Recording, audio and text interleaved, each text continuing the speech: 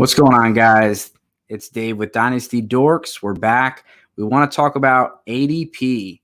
I know there's been a lot of moves. The Julio Jones trade. We got the draft. We got the first and second wave of free agency. And we've seen about, a month's worth of ADP post-draft to be able to look at.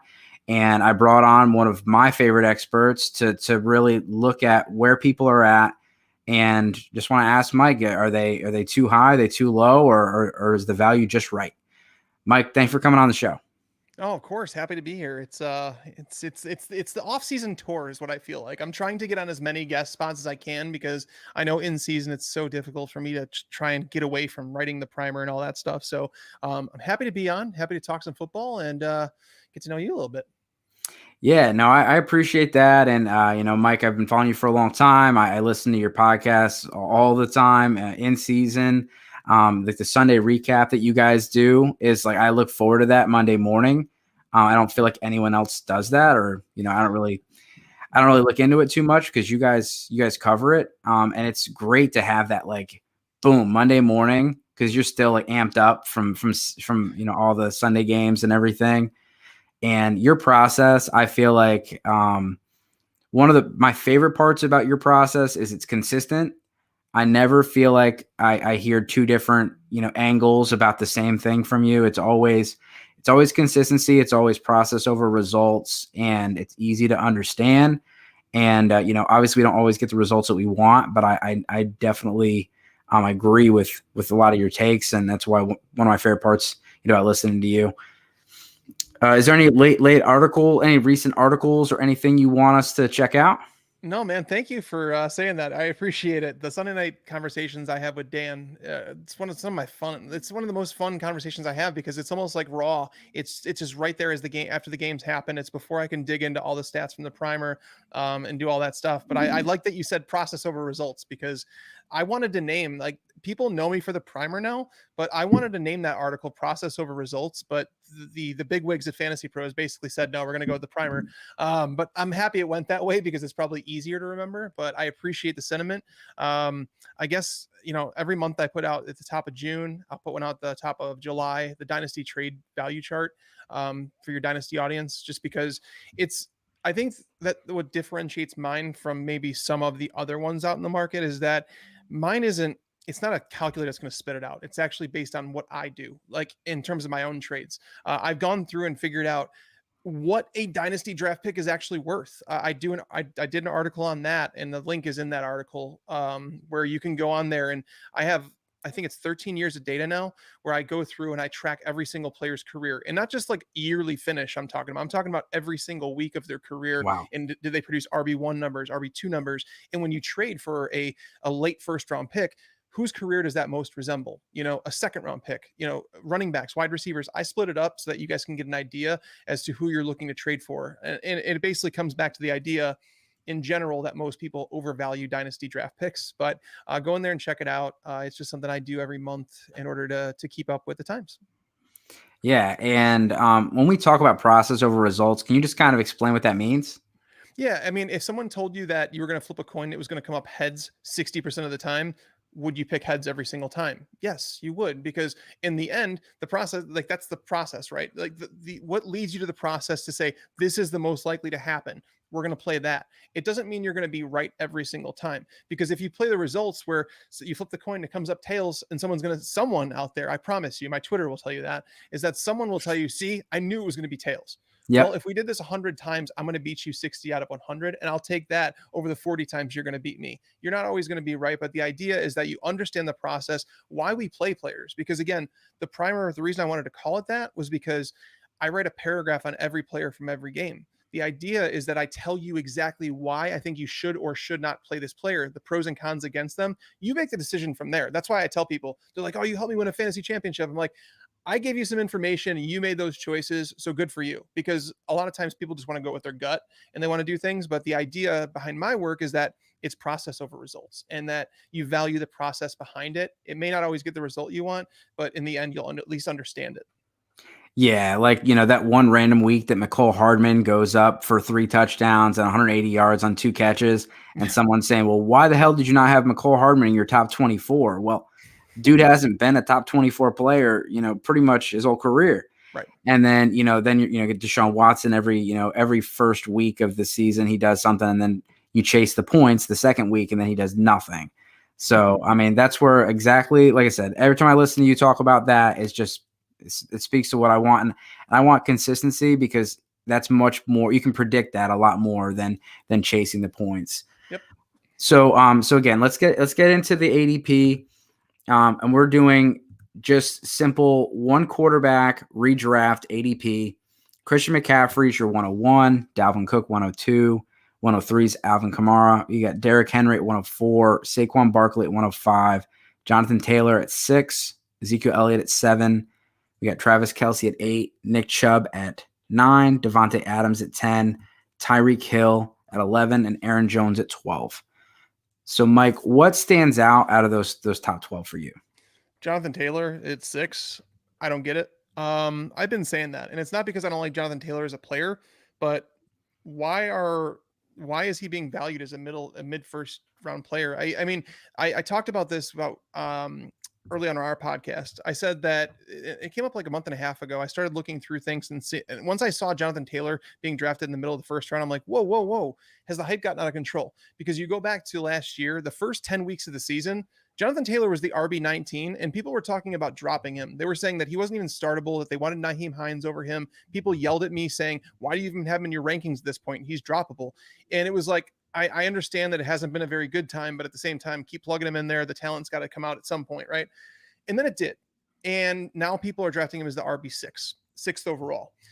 David Montgomery was a similar type player last year. Through the first 10 weeks of the year, Taylor was the RB19. David Montgomery was the RB20. Taylor finished the year as the RB6. David Montgomery is the RB4. Many will talk about David Montgomery having a great schedule during that point, and that's the reason for his rise to greatness. They'll talk about, Tariq Cohen obviously missing was a big part of that. That's where I'm leaning on, but the schedule did help. Why don't people talk about that with Jonathan Taylor? He played the Houston Texans twice.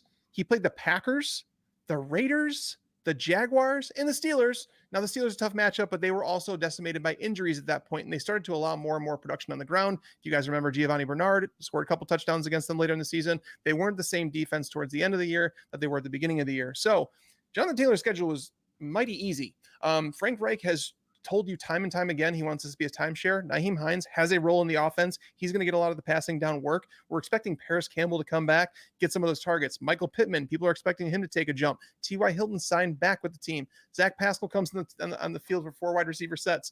There's just so many names in this offense. It's like, where is Jonathan Taylor getting this scoring from? It's the same thing with Nick Chubb, right? Very talented running backs, but if they're not utilized in the passing game, they're not going to live up to the expectations. You are drafting Jonathan Taylor at his ceiling, is what I'd argue right now. Marlon Mack, they did sign him back to the team, so you have Marlon Mack there to contend with. He's coming off the Achilles, so I'm not expecting a massive role for him. But even if he takes the Jordan Wilkins role, that's still a role that's being taken away from Jonathan Taylor. So losing their starting left tackle, obviously big. So it's just where he's being drafted. I would rather take Ezekiel Elliott over him all day. Yeah, I mean, seeing him there, it makes me think that I selected Dynasty and not, PPR, season long. I am a Jonathan Taylor fan, and I think, obviously you are as well. It's just, like you said, you're drafting someone at their ceiling, and, I've heard people say, well, Nyheim Hines is just a 1-year flash in the pan. Well, Nyheim Hines has had a pretty consistent role that's just increased. And Frank Reich has been very clear that he loves him and wants him on the field as much as possible. I agree with you 100% that that's one that stands out where I get it. He's kind of one of the new shiny toys, but there's a lot of guys with similar production that people will use the same argument against them for Taylor. Yep. So the next 12, we start off with Austin Eckler, Stephon Diggs, DeAndre Hopkins, Cam Akers, DK Metcalf, Antonio Gibson, Joe Mixon, Calvin Ridley, DeAndre Swift, AJ Brown, George Kittle, Darren Waller. What stands out here? This one, there's a couple running backs that kind of do. I think Antonio Gibson and DeAndre Swift are the two that jump out to me. Antonio Gibson, another talented football player, but you look at the situation last year and you say, all right, based on every study I've ever done, running backs are in their prime as soon as they walk into the NFL. They have fresh legs, all that stuff. They're young. They don't take time to acclimate. I understand Washington eased him into the role because he didn't play a running back role in college. He was more of a receiver. But the receiver role is where we need him the most, because that's where most of the fantasy points come from. Nick Chubb is probably the best pure runner in the league. He's nowhere close to the RB1 conversation because he's not involved in the passing game. So, Antonio Gibson last year, he scored a touchdown, I think, every 15 carries, which is not going to happen again. That's ridiculous. So that's going to deteriorate, but we need more involvement in the passing game. Where does that come from? JD McKissic had a very good role. He did very good with that role. He's going to play a role. Even if we start tilting it and say it's not 80-20 in the passing game to McKissic, let's say it's 60-40. Still, he's got a big role in it. Then you add in Curtis Samuel, a guy who's going to take some of those intermediate targets. He's going to steal 20 to 30 carries in the season, most likely. You add in more targets in the passing game. Again, Curtis Samuel is there. Logan Thomas came on for the second half of last year. De'Ami Brown, they draft him. They get Kelvin Harmon back from injury. Antonio Gandy Golden, does he grow in his role? There's just a whole lot of things going on there in Washington that I don't know if there's enough scoring in this offense to make Gibson an RB1 by default. I think it's possible he gets there, but by drafting him here, like he's going as a top 12 running back, I think that your hopes are too high. And DeAndre Swift, similar issues. Like I know there's not a whole lot of targets there, but this really comes down to the functionality of the offense and how I just don't believe in the Detroit Lions offense. I don't think anybody should want to associate themselves with it because there's going to be too much inconsistency. They've already told you they want a timeshare at running back by signing Jamal Williams, by drafting a running back, by going out and now maybe signing Todd Gurley. They brought him in. It just seems like they want it to be a timeshare. And again, it's a low scoring offense that is going to prevent them even touchdowns from salvaging, their weeks. Yeah, and back to Antonio Gibson, it's kind of the same thing with Jonathan Taylor. He got a lot of those points against the Dallas Cowboys. Mm-hmm. A lot of his production was tilted in that direction, and touchdowns are just hard to predict. So when you look at guys that are heavy on touchdowns, it's kind of easy regression, candidates. For me, Austin Eckler, it's not a huge, he's 13, so he's outside of the top 12. But like him versus Aaron Jones is an interesting discussion, especially with the Aaron Rodgers situation going on. Aaron Jones he's honestly always like perennially underrated and overperforms. But Austin Eckler seems, he does seem like a bounce back target. He did do really well when Justin Herbert was on the field. But again, they have a change of offensive coordinator. Are they going to pepper him with targets like they usually do? What are your thoughts about Austin Eckler? Should he be in the top 12, or is he priced right? I think that he's priced around where he should be because again, when you have a running back, he's one of only two running backs, Christian McCaffrey being the other, that I've projected for 100+ targets.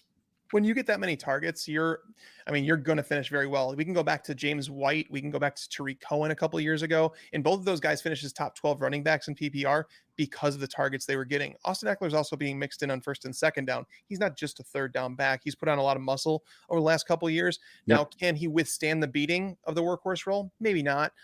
We haven't really seen him last an entire season as that. But my early projections, if he played the entire season, he would be a top 10 running back in my rankings.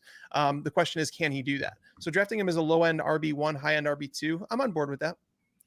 Yeah. And, a question I wanted to throw out there to you is with 3 tight ends in the top 24, Kelsey at 8, and then you see Kittle at 23 and Waller at 24. Obviously, people are leaning towards the early tight end strategy.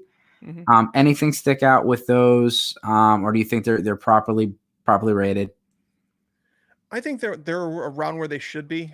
You should have to pay a premium for those guys. It's once you get to the tight end 4, tight end 5, like, Kyle Pitts is now probably going around there. Like the ADP hasn't caught up just yet, but Kyle Pitts is going as tight end 4 in some circles as early as the 4th round. I think that's bananas.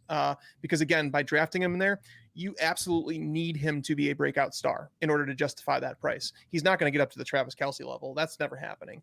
But as for Kittle and Waller, these guys have proven that they can get it done. They're in their career. They're over the age of 25, which is typically what it takes for a tight end to finish top 3. You just don't see tight ends really finish there before they turn 25.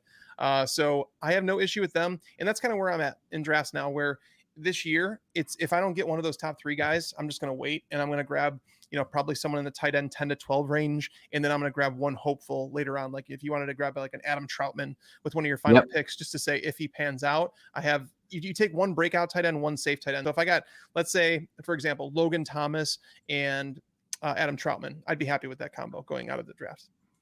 Yeah, and Jeremy, who will hopefully be joining the show, would absolutely be pumped that you mentioned Adam Troutman. So, James Coe was on the show yesterday, and I asked him, in regards to, early QB targets, what are your thoughts? And he said, obviously Patrick Mahomes is the pick, and his thoughts are that why are we waiting till pick 25 for Patrick Mahomes?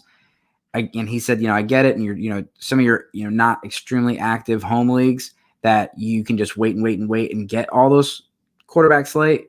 But in your super competitive leagues, is an advantage to go and just get one of those difference makers like Patrick Mahomes, who is at the 3.01 here. No, I love James. James has the best hair in the game. I'll give him that. Dude, I was going to say the same thing yesterday, man. Yeah, James, his hair is fantastic, and I love James as a person. He's like just a really good guy. But no, I disagree here. There are a lot of quarterbacks that I could feel good about starting in one quarterback formats. It's such a replaceable position.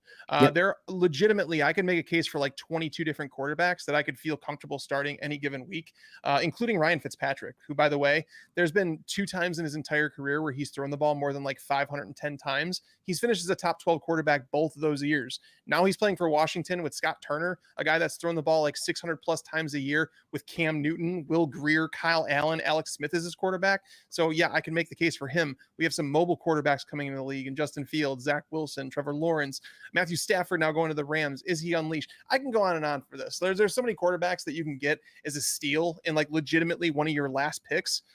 You can get a platoon situation. We're going to do articles at Fantasy Pros that are going to talk about schedule and how you want to platoon quarterbacks, like 2 quarterbacks that their schedules align, where you can kind of bounce back between the 2 of them to have plus matchups.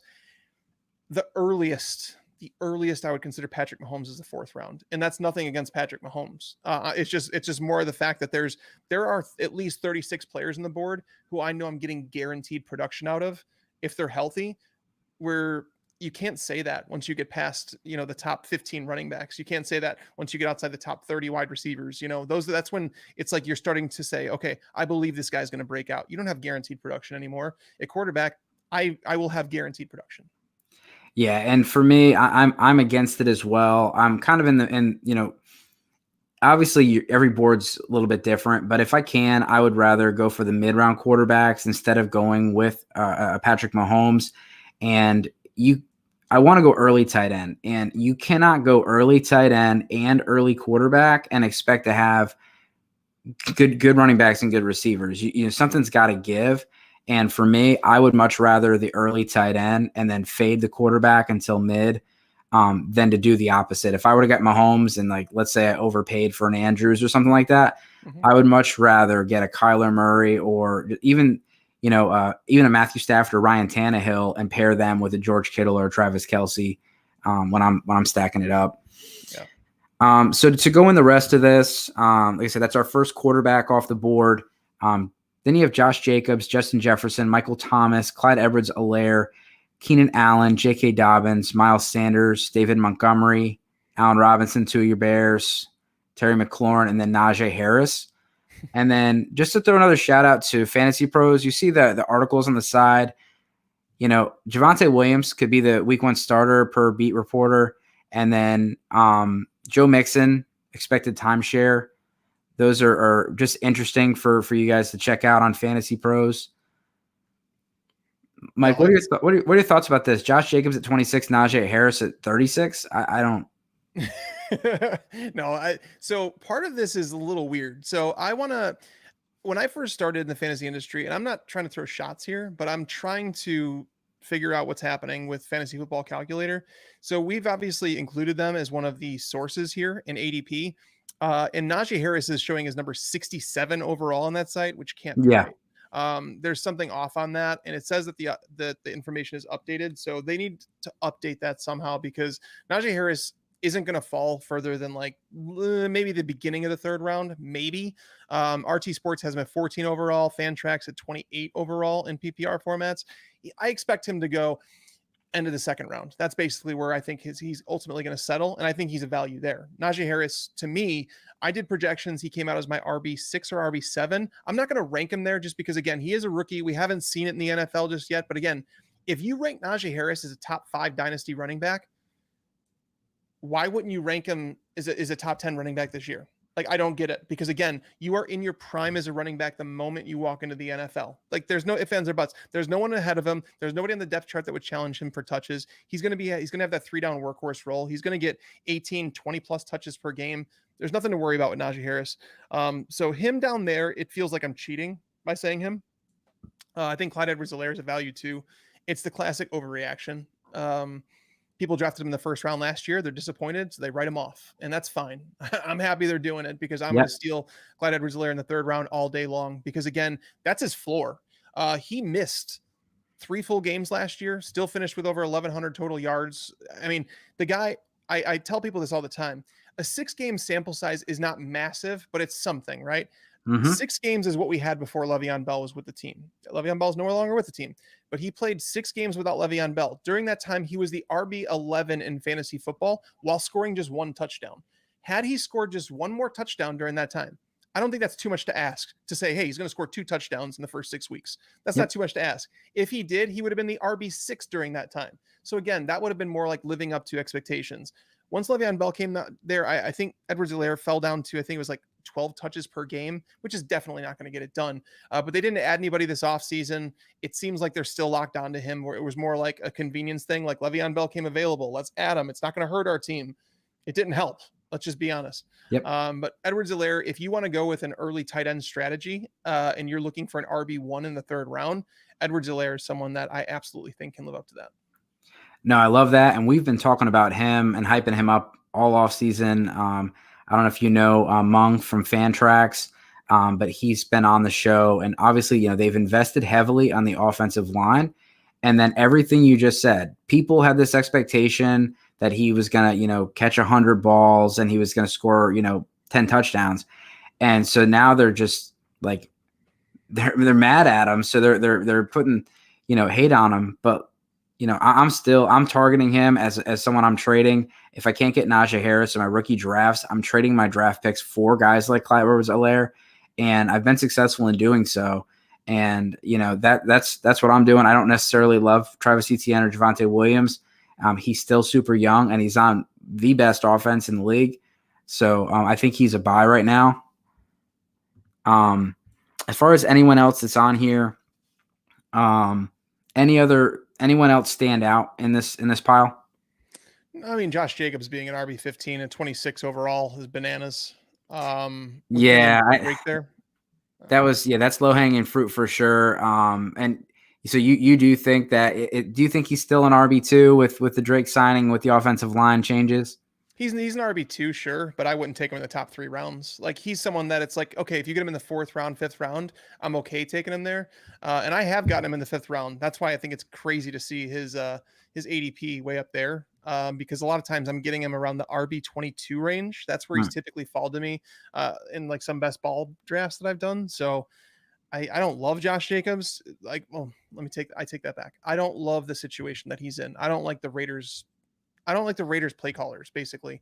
That's where it comes down to. And knowing they went out and got Drake, who was essentially the 2020 doppelganger version of Josh Jacobs, a guy that scored double-digit rushing touchdowns, wasn't utilized in the passing game for whatever reason. They both have the skill set to do it, but the Raiders have continually shown time and time again, we're not going to use Josh Jacobs in the passing game, which severely caps his upside. Yeah, and I've had multiple discussions, on Twitter or other places, and I'm not one of those guys who gets in huge arguments or anything. But talent is obviously something that's going to rise to the top. But it's not just Adam Gase. There's other coaches that hinder people's performance, and I will use it as a tiebreaker. Josh Jacobs is definitely, I think he's a better running back than some of the guys that I have, ranked above him. But their situations are just better, and that if they're in the same tier, Jacobs is going to go to the bottom because of the play callers and the situation he's in. Yep. So we see our second quarterback, Josh Allen, at 37. So that's, a full round difference between him and Patrick Mahomes. Chris Carson at 38, Mike Evans at 39, Julio Jones at 40, Amari Cooper, your boy, at 41, James Robinson at 42, Robert Woods at 43, Chris Godwin at 44, Kareem Hunt at 45, 46 is CeeDee Lamb. Kyler Murray is also in this round at 47. And then we have Myles Gaskin. Obviously, probably the news hasn't really picked up with the James Robinson still being at 22. What are your thoughts about Robinson at RB22? I mean, even looking at his lowest ADP on this list, which is RT Sports at 57 overall, that's still a 5th round pick. That's stupid. Like, if you're taking James Robinson in the top 5 rounds, you're going to lose your fantasy league. It's a terrible pick. Like, you don't draft Travis Etienne in the 1st round if you're not going to utilize him, especially as a receiver. James Robinson, if you go back to last year, James Robinson is someone, his yards per carry was the same exact number as Clyde Edwards-Helaire. It was. But that's the thing, is people they don't realize the volume and just how ridiculous it was for James Robinson last year. He was someone that was getting 90, 95, sometimes 98% of the touches in that backfield. It does not happen in today's NFL. And Urban Meyer, from the moment he walked in that building, said, we're going to establish depth. They go out and get Carlos Hyde. And it's like, okay, I'm not too worried about Carlos Hyde. He's going to steal some of that work. So let's say it's 75-25 Robinson. Still, it's a knock. But then you add Travis Etienne, it's like, he just lost a big chunk of work because Travis Etienne's a better player. Like, he's a better football player. And it's a new coaching staff. Robinson is not in my top 30 running backs right now. So I can't anticipate him getting more than, it's almost like Clyde Edwards-Helaire last year when Le'Veon Bell joined. It's like 12 touches per game. That's basically where I'm going to project James Robinson. And that's not someone you want to start every single week. It could be maybe a flex, but if anything, that going through this list with you right now, like going through and seeing Myles Gaskin there at RB24 and Kareem Hunt going at 45 overall, it's like, these are the running backs that are going at the end of the 4th round. So it tells me if you don't have 2 running backs by this time, you're kind of screwed because I know people do the 0 running back approach. It's not for me. I don't want to rely on injuries for production. I know they happen, but good luck predicting them. But man, this is ugly to see these type of running backs going in the 4th round. Yeah, and there's so much depth at receiver. I feel like there's like 25 receiver 2s that you could put together a nice squad, and obviously still get your wide receiver 1 by taking somebody like a Keenan Allen or one of those guys early, but still getting 2 running backs and a stud tight end, as long as you're not going and reaching for a quarterback early. But if you reach for a quarterback early, then this is going to be who you're looking at for your second or first running back.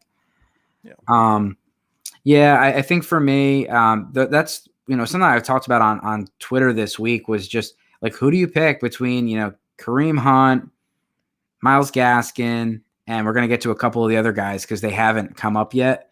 But Gaskin is a guy who's becoming a pretty good value at this point. He's dodged bullets all offseason. And I know he's still got Ahmad there, and there's obviously moves can still happen, but yeah, this is where running backs are really starting to dry up. So anyone out there that does not mock draft, you need to be mock drafting, and you need to be looking at ADP, because if you think you can go get Naji Harris in the 6th or 7th round, you're going to be wrong. And if you think you can get running backs, past round 5, then you're going to be mistaken. And hopefully you didn't spend a lot of money on that buy-in. Next picks would be Adam Thielen at 49, Mark Andrews at 50, Lamar Jackson at 51, Dak Prescott at 52, Cooper Kupp, Kenny Golladay, Deontay Johnson, Melvin Gordon, Tyler Lockett, Raheem Mostert, TJ Hawkinson, and DJ Moore. So, Mike, who stands out in this crew from Thielen down to Moore? We talked about quarterbacks, but if I can get Lamar Jackson in the 5th round, I'm down with that. I am. he should be in the conversation for QB1. You know, he's already shown the ability to finish as the QB1, and now you've given him the best pass catchers of his career. You know, the run game should be strong, but they lost one of their threesome. It could lead to more goal line opportunities for Lamar Jackson. And the thing is most people don't realize Lamar Jackson has not rushed for a lot of touchdowns. Like if you factor in like the average amount of rushing yards a quarterback has before they score a touchdown, Lamar Jackson should have scored, I think, like 27 touchdowns over the last 2 years. He scored like 14 of them. He has never led the league in rushing touchdowns, which is kind of crazy considering he owns like the only 1,000-yard seasons by quarterbacks. So Lamar Jackson in the 5th round, that's where somewhere it's like, I believe he gives you a weekly advantage where you've now fallen out of the tier of guaranteed production. These are the players that there's some in here that are going to give you production for sure. Obviously, but this is the area where it's like, okay, we can make a case against some of these players though, where it's like, they probably should be falling another round. I'd make the case Lamar Jackson over Myles Gaskin or over Kareem Hunt. Kareem Hunt was someone last year that was discussed as a guy that you draft as an RB3, but if the starter goes down, Nick Chubb, you have an RB1. Well, Kareem Hunt didn't really turn into an RB1 with Nick Chubb out. He was actually better with Chubb in the lineup.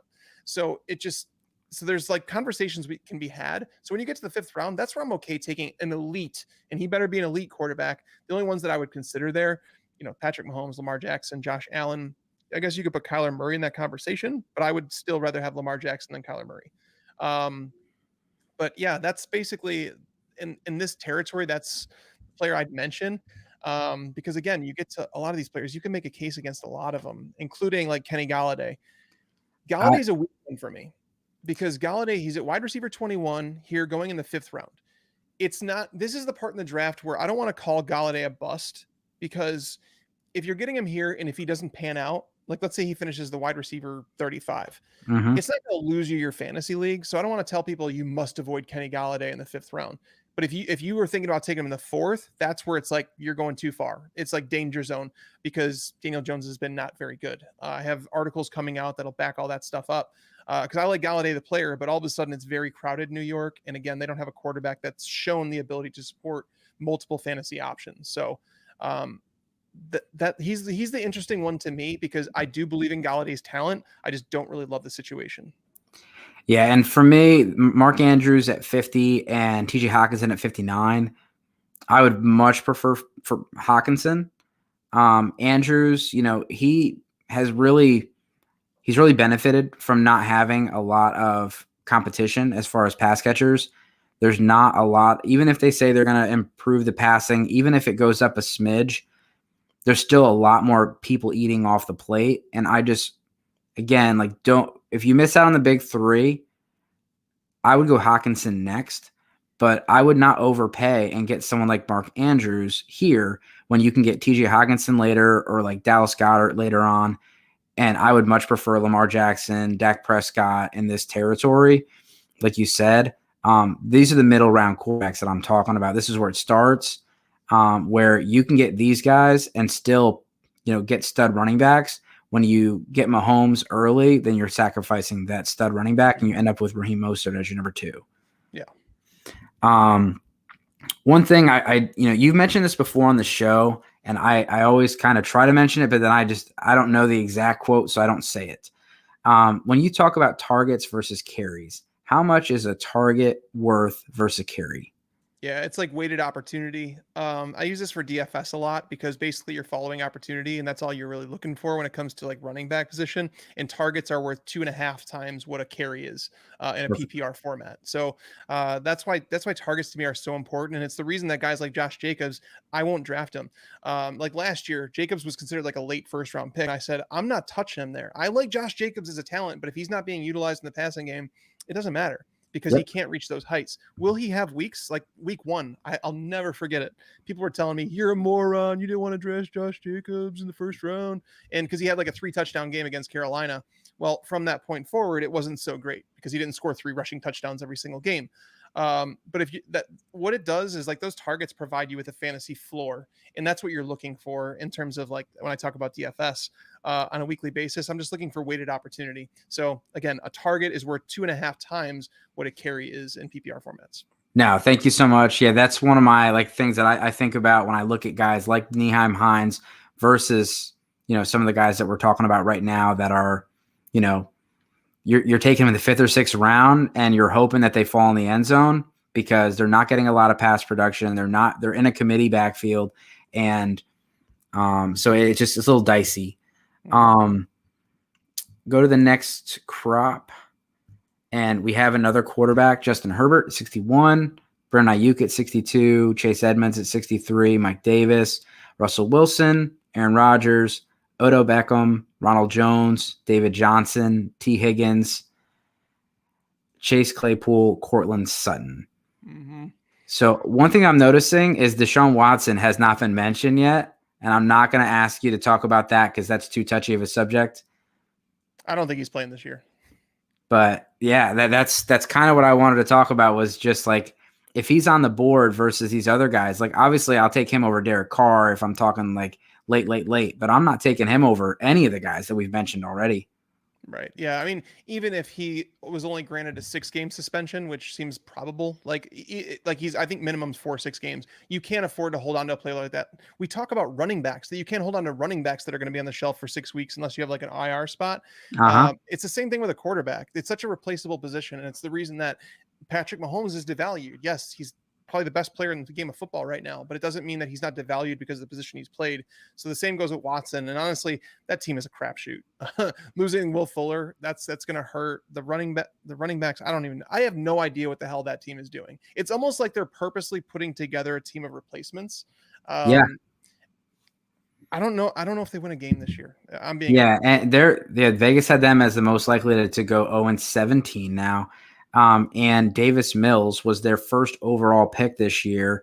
He's only had 11 career starts. You could see Tyrod Taylor out there for a couple games. Mm-hmm. This could be one of the worst rosters we've seen go out there. And that just bodes well for your Colts, Titans, and Jaguars fantasy players. Mm-hmm. One thing I did want to mention is just everyone out there, we are not doing Superflex. I know that most of my content is Superflex, but I did want to just do this just because it's a lot. Most leagues right now are, I'd say at least half the leagues are standard, maybe more of your once we get the redraft season. But just a reminder, we're doing one quarterback here, PPR. And Mike, another thing I want to mention, so we're going on to 17 games. Looks like 18 games next year. Are we going to see load management? Is there going to be more of an emphasis on building depth at running backs, handcuffs, things like that? Or are you planning on that, or is it something that you've talked about? We've already kind of seen the NFL shift that way where teams are managing the running backs workload. I was hoping that all teams, once they switched to the 17-game schedule, and now they're talking about maybe 18 games within a couple of years, where every team would have 2 bye weeks. I think that's the best case scenario for everybody involved. Yep. But do I worry about management? I think that you might see more teams utilize almost giving running backs a bye week. I don't think giving them the week off in general to say like, hey, or giving them a decreased workload, like say, hey, we're going to manage your carries throughout the season. We're only going to give you 18 touches per game and cap it at that. I think it would be more beneficial. Like even me, like playing sports growing up, once you're in the game, you're in the game. Like you're there. Yep. Like, let's do it. But if you were to say, hey, I'm going to give you a week off, I think that would be appreciated, where it's almost like saying, hey, we're going to use a faux injury in order to keep you on the sideline to give you a breather later in the season. I think we could see that more often, almost like coaches. It's only one game. So it's not like 4 more games have been added to the schedule and you need to worry about workload. It is one more game. Mm-hmm. And they're probably not going to play them in the preseason a whole lot. So I don't think it's going to make a big difference in terms of projections. It doesn't change a whole lot for me because it's still a percentages thing as we go week by week. Yeah, and that one game could be the difference between making the playoffs and not making the playoffs. It's not like basketball where you can sit a guy for 20 games and you still got 62 other games against terrible teams that you can play. Yep.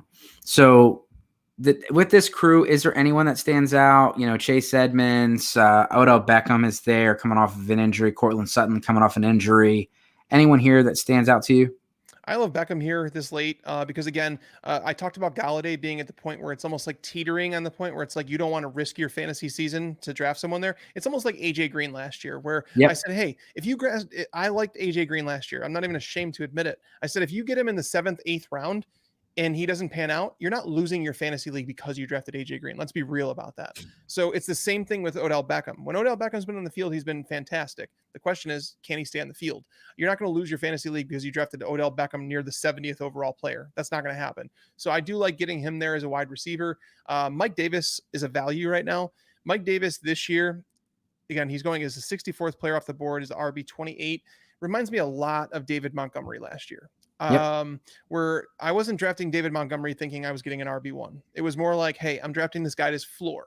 I posted a stat on Twitter last year before the season, and I got a lot of pushback. I wish I can go back. I want to go back and read some of these things sometimes, but it was a stat that I said over the last 10 years, there had been 125 running backs who had totaled 220 plus carries or something like that. Every single one of those running backs finishes the RB 25 or better. David Montgomery's current ADP, RB 25. So therefore I said he's being drafted at his absolute floor because he's a lock for like 240 carries. Yep. So obviously we know how that panned out. He worked out better. It helped that Tariq Cohen got injured to help the schedule and all that stuff. But it's the same case with Mike Davis. If they don't add someone like an Adrian Peterson, which I think that's the only name out there right now that I would even have concern for Mike Davis, because Le'Veon Bell, I think he's just done. But Mike Davis right now seems like he's the workhorse for Arthur Smith, going to get 220, 240 plus carries, and he's going to be an RB2. Is he going to win your fantasy league? No, because the Falcons are going to suck. Yep. But he's going to fill a role. It's almost like David Montgomery. I figured the Bears were going to suck last year.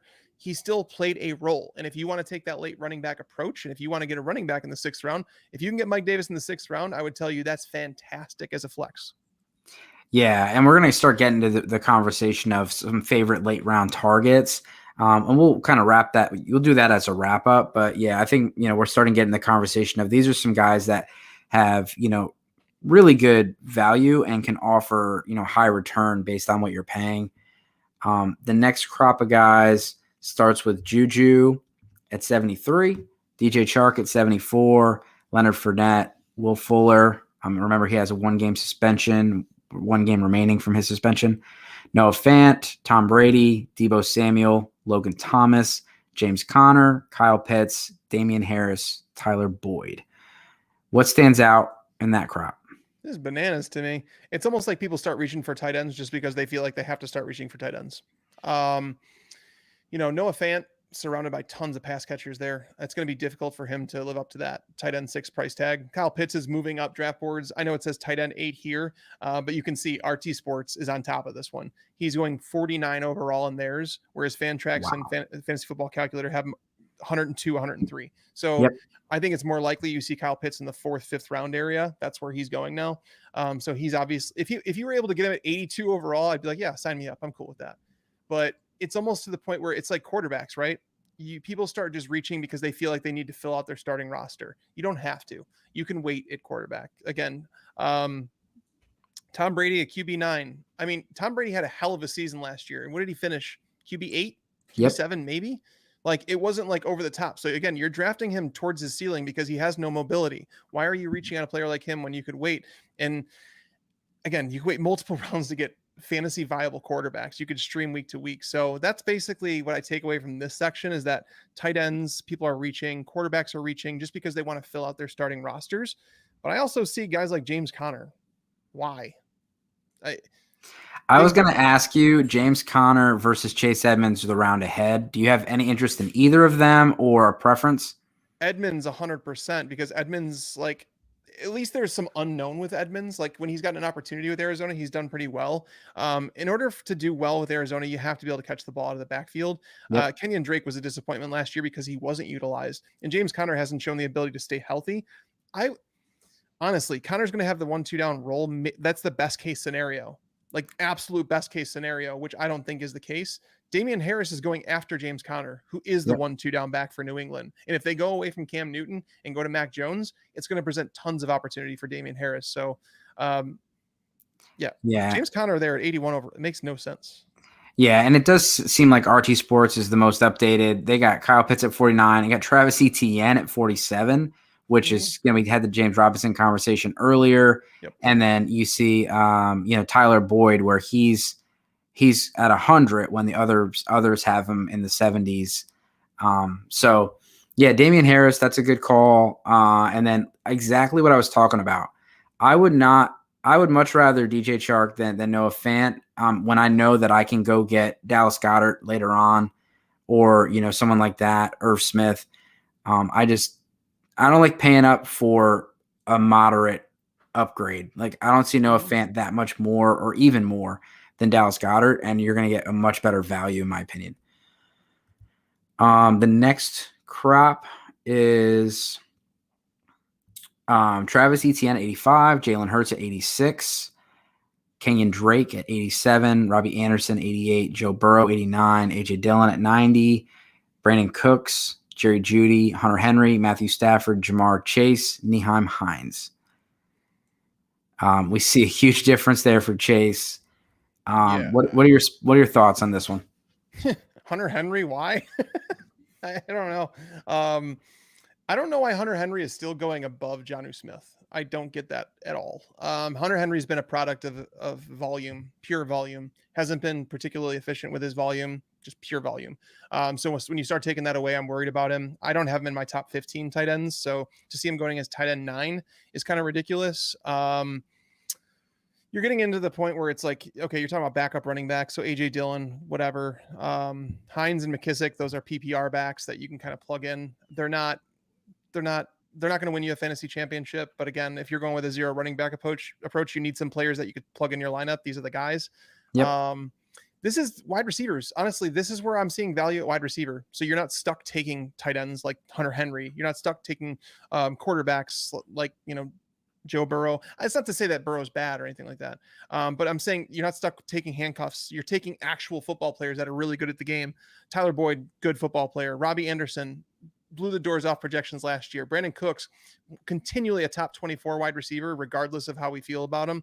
Jerry Jeudy, tons of targets last year. The efficiency was down, but if Teddy Bridgewater takes over, he's going to see a much more efficient targets. If Bridgewater takes over, I think Jerry Jeudy's a better play than Courtland Sutton. If Drew Lock remains the quarterback, I think that Sutton would be the better play just because of the quarterback styles. But again, Jamar Chase, I mean, when you get to this territory, there are some really, really good wide receivers in this range. Meanwhile, you're drafting tight ends who are, in my opinion, backups and running backs who are strictly handcuffs.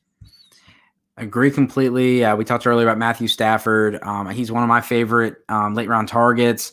I just like having him there with McVay. I feel like, and let me know about your thought on this. So I know that, having a bad defense can lead to a lot of passing volume, but it also can lead to a lot of sitting there, drinking Gatorade, chewing on sunflower seeds, and you're just like watching the time get milked off the clock as your quarterback just sits there, or, drives, they can't sustain drives because, what are your thoughts on how that affects like Matthew Stafford going from the Lions to the Rams? Yeah, I mean, the play caller difference is massive. Sean McVay, I think people are going to finally realize just how much of an offensive genius he potentially is. Boom. People forget that when he came to the Rams, they were a dumpster fire. Like they were a team that was like a 2-win team, basically. Like it just felt like that was their roster of what it was composed of. And everybody blamed, Jeff Fisher, but the talent was like terrible. The Rams have not drafted particularly well. However, the Rams do utilize players to the strengths, and McVay's done a great job, but he's been limited in terms of what he can do because Jared Goff, noodle arm, couldn't get the ball down the field. So Matthew Stafford coming in, going to be a completely different offense. I would imagine they're going to be more pass heavy than they've been. But someone like Stafford, I would say, is like, he doesn't have any mobility. Like he has a back injury that he's having to manage now. He's dealt with it the last couple of years. And when you have no mobility, it requires so much. Like just ask Brady. Brady just had a phenomenal year. But again, finishing as the QB7, QB8, somewhere in that territory, that's almost like the ceiling because, again, with no mobility in today's game of fantasy football, it's really tough for quarterbacks, pocket passers, to get up the ranks. So Stafford is a fine quarterback if you want to grab him as like a high-end QB2, a platoon situation, and kind of see how things play out. I would grab Stafford and someone with more upside too. Like if you wanted to pair him with Jalen Hurts, or you might have. That's what I was going to ask you. Would you prefer Hurts over Stafford? It just depends. Like I always like if I'm waiting a quarterback, I know this is like totally frowned upon with analysts in the industry, but I'm okay grabbing two quarterbacks. one safe quarterback, like if you wanted to grab last year, I was grabbing like a Brady. And then if you wanted to grab another quarterback that you believe has some potential, some upside, like a Jalen Hurts. Jalen Hurts in projections is popping all over the place, but I'm like, Yep. dial back expectations a little bit because it's just, I don't know. I haven't seen it yet. But it's getting one of those safe quarterbacks and grabbing one of those upside quarterbacks. That way, the upside one, if he doesn't pan out in the first couple of weeks, you cut him loose and you grab one of your waiver wire pickups. No big deal. You have your safe quarterback. I'm okay doing something like that. Yeah, no, I think, that's an upside play. Obviously, if someone goes down week one, you get Jalen Hurts, or Jalen Hurts goes off week one. Yep. Those kind of situations. And, just something I mentioned yesterday, if you do not have to draft a kicker and a defense in your league, then don't draft a kicker and a defense. Go and put, high upside running backs. I would much rather have running backs like Tony Pollard and stuff like that on my bench during the preseason, just in case something happens. The next group of guys I mentioned earlier, Dallas Goddard. I just really love his value. I think, the Ertz trade, when it happens, is going to make his value go up. But Dallas Goddard, I feel like is kind of the last tier. I feel like he's just much better than the guys that you're paying 3 rounds more. Jarvis Landry, Zack Moss, Devin Singletary are both huddled together. Ryan Tannehill, he hasn't moved much since the Julio Jones news, but we'll see if that stays. Matt Ryan, Marquise Brown, Javonte Williams. I think that's a really high upside pick if you get him there. But there's a big difference from RT Sports to the others. Devontae Parker, Michael Pittman Jr., Curtis Samuel. What are your thoughts in this group? Yeah, now that we have Javonte Williams, there was a beat reporter in Denver came out and said that Javonte Williams might be the starter week one, and that, Melvin Gordon might go to somewhat of a backup role. It's going to be a timeshare no matter what, but Javonte Williams is going to go. I'm going to guesstimate 4th, 5th round pick, which is going to be too expensive for my taste, because Melvin Gordon, even if Javonte Williams does start, Melvin Gordon's not going away. It's going to be like a 50-50 timeshare. They paid him a lot of money to come there. But again, this comes down to more bad running backs. Like, I won't draft Devin Singletary at all. Like, I don't care if he falls to the 15th round. It doesn't matter. It's a pick that I'm never going to feel good about putting him in my lineup. I'm pretty sure I feel the same way about Zack Moss, which sucks because I think Zack Moss is a talented running back, but he can't stay healthy and he plays in an offense that they don't want to run the ball. Yep. But yeah, that's where I'm at. Ryan Tannehill is the best value right now. If he is falling to the QB 13 in your draft, like, steal Ryan Tannehill. I have him as QB 8 in my rankings. He's someone that offers you some mobility, so he doesn't need to get it all from passing. Losing Arthur Smith is massive because, again, it changes the offense's projection. Yep. Adding Julio Jones, did we not learn from what happened with the Bills last year? Like, this is a team that it's like, hey, they throw the ball like 500 times a year, and then it's like they get Stephon Diggs, and we start saying, okay, where the targets come from Diggs, and overthinking it, when in reality, they just added Stephon freaking Diggs. The Titans just added Julio freaking Jones, like, legitimately maybe the best wide receiver of all time. He's still in his prime, and don't tell me he's not. Like, he averaged more yards per target last year than he has at any other point in his career. He's still in his prime. Julio Jones is fantastic. And AJ Brown still great. So when you have Ryan Tannehill with a terrible Titans defense, that defense is bad. They're rebuilding. Tannehill's a value. If you can get him in the 9th round, I'm fully on board with that. No, I agree 100%. I would still take him over Stafford, and I think, he's shown consistency. They put out, PFF put out that in 26 starts, he's been a QB1 for 16 of those 26 starts, and that's with Arthur Smith, without Julio Jones. So we could see that go up. And last year, was he, am I right to say he was QB7 last year? Well, since he took over the starting job in Tennessee, which was, I think, week 7 or week 8 last year, it's a span of like 26 games. Ryan Tannehill, the only quarterback who scored more fantasy points than him during that time is Lamar Jackson. That's it. Wow. So yeah, and we're going to go through one more group, and then we're going to talk about our favorite targets that we're kind of wrap it up, and then go from there. So Devontae Parker, Michael Pittman Jr., Curtis Samuel, Evan Ingram, Laviska Shenault, Tony Pollard, Devonta Smith. Now we got a defense. We got Pittsburgh defense, Latavius Murray, Gus Edwards, Jamal Williams, Antonio Brown, and Rob Gronkowski to wrap it up. Yeah. Antonio Brown's a steal. And in this one, I've been waiting to catch up, and it's staying there. His ECR is like around wide receiver 44 or something like that. I think he's the steal. People are talking about, is it Chris Godwin? Is it Mike Evans? Like, those guys are going to have production for sure. I'm not saying Antonio Brown's going to outproduce them, but to get him in like the 10th or 11th round, it's stupid. It's done. He took like a week to get back into playing shape, and then all of a sudden he started to become the receiver that we all know and loved. Again, there is mixed production there. Like, it's not going to be an every single week like dominate like he did in Pittsburgh, but he's going to be a fantastic wide receiver 3 on fantasy teams. Steal there. Devontae Smith, interesting one. Going after Devontae Parker. Devontae Parker is like, he's legitimately probably on my do not draft list. And I've always been like the Devontae Parker guy. Before he broke out a couple of years ago, I was telling people, grab Devontae Parker. Now I'm officially gone. I'm out on Devontae Parker. I'm done. I would rather have Antonio Brown. I'd rather have Devontae Smith. I'd rather have Corey Davis. All these guys are going after Devontae Parker right now. Yeah, I'd have Pittman Jr., Chenault. And then we got some interesting guys. I just want to throw these guys, Michael Carter and Trey Sermon. I know in the dynasty community, especially in your rookie drafts, those are kind of that's your RB4 and 5. What are your thoughts on them for 2021? I like Carter. Carter's a more talented running back than Tevin Coleman. If you wanted to say, hey, I'm going to just take this late round running back approach and I'm going to grab Michael Carter and Tevin Coleman, cool. Like, you're going to have a starter one way or the other. It's not going to be sexy if it's Tevin Coleman, which seems likely to start the year. Michael Carter is the better running back. Reminds me a lot of Justin Forsett, a guy that did a whole lot of good in the NFL.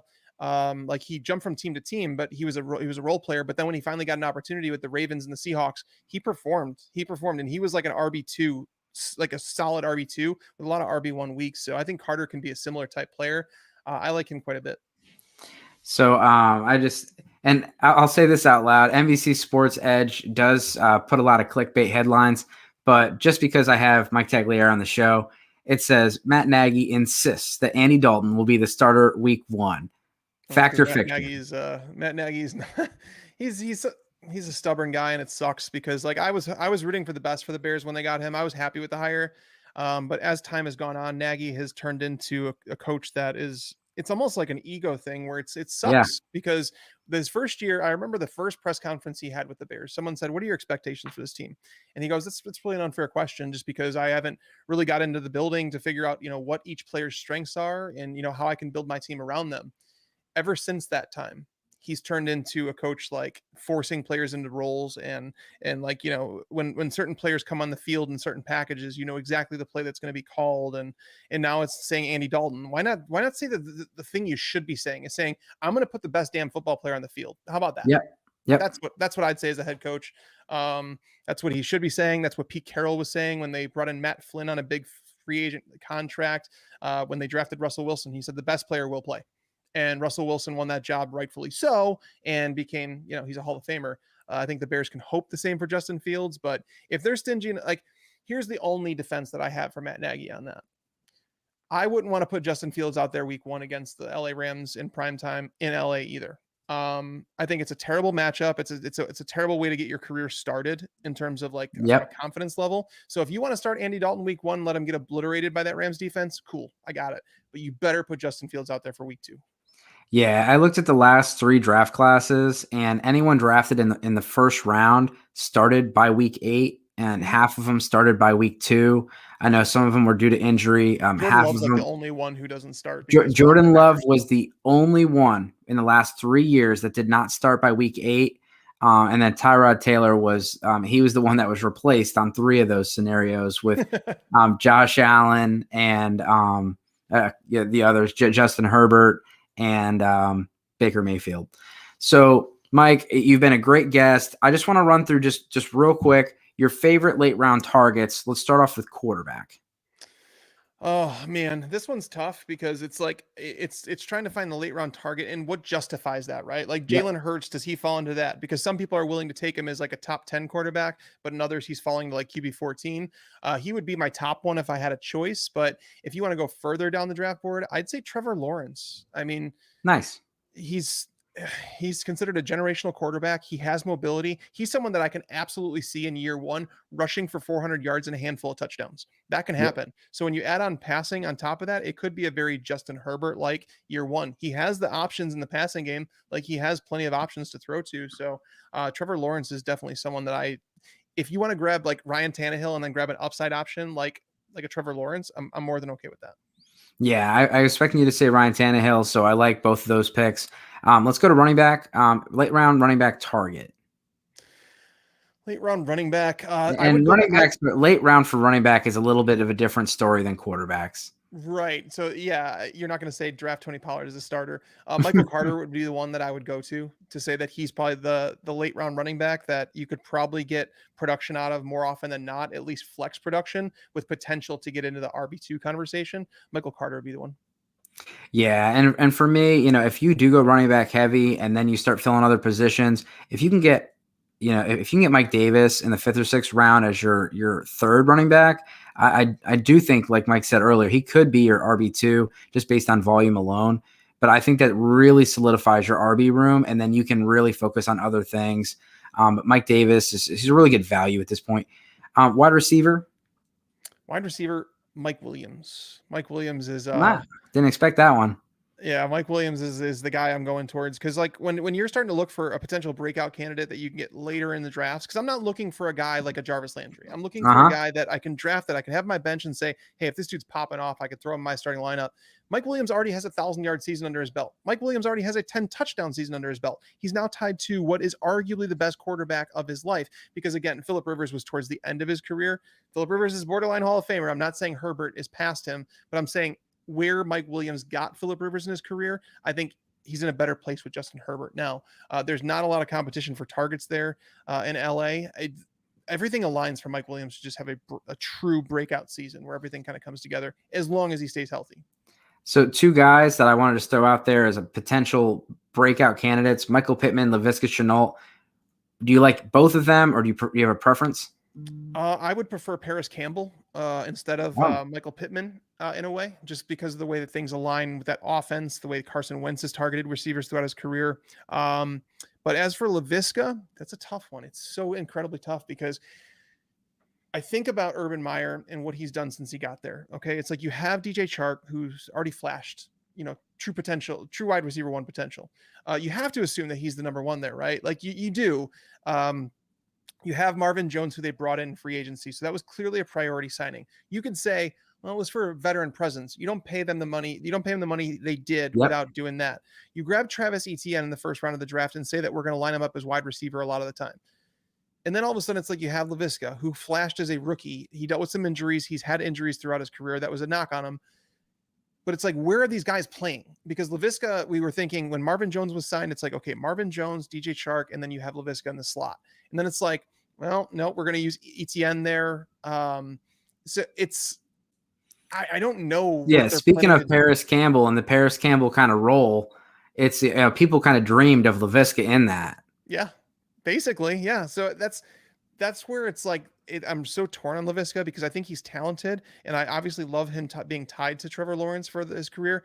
I don't know if I have faith in Urban Meyer yet. I think that's my biggest hurdle with that offense. I don't think I have faith in him. So based on discussion, I would say Jonnu Smith and Adam Trautman would be your late round targets for tight end. I like Jonnu Smith. I also like Tyler Higbee. Okay. Yeah. Jonnu Smith is going to depend on quarterback. I don't like Cam Newton as a quarterback for my pass catching options. I don't think he's accurate enough to give me confidence to start them week in and week out. But Bill Belichick loves Jonnu Smith. Loves him. And it was part of the reason I predicted that Jonnu would go to the Patriots in free agency. Yeah. Anytime Belichick has had a chance to talk about him, he raves about him. So it's like he loves him. And Hunter Henry was the 2nd wave of free agency. He wasn't even a priority signing by them. Love Jonnu. I would like him more if Mac Jones started because I think this offense moves more towards the style that it did under Tom Brady than the one it was with Cam Newton. Fantastic. All right, Mike, you have been very gracious with your time and your football knowledge. I really appreciate it. It was a lot of fun. Anything before we go, anything we need to check out? Obviously, everyone, please go follow Mike and read all of his articles over at FantasyPros. Any last words, Mike? No, I appreciate you having me on. It was fun. Just working our way through the ADP because again, it's something that I haven't really done so much yet because ADP is still kind of shaping. But it was fun. Make sure to just follow on Twitter at Mike Tagliere NFL, and hope to talk to you again soon, man. All right, everybody, have a great night.